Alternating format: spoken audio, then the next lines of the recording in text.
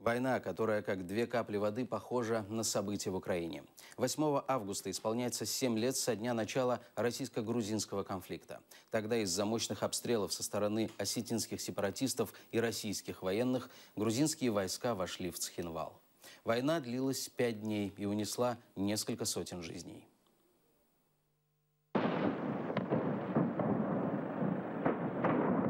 В ночь на 8 августа 2008 года грузинские войска обстреляли столицу Южной Осетии, город Цхинвал. Москва тогда заявила, что должна защищать жителей республики, многие из которых получили российское гражданство, и ввела в Южную Осетию свои войска.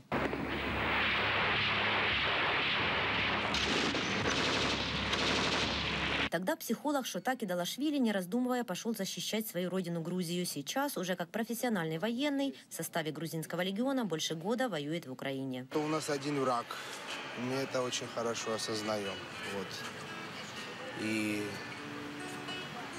где у тебя есть возможность, чтобы сражаться с врагом,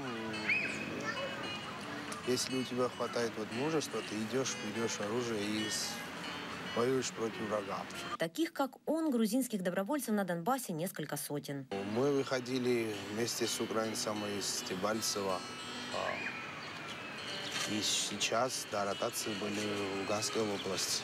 Год назад у Шота в АТО погиб лучший друг. Родственники и друзья уговаривают его вернуться домой. Однако он говорит, вернется только после победы. Мама, которая уже в возрасте, переживает. Я верю, что мы победим. Потому что честное слово всегда побеждает. Потому что правильные люди всегда побеждают.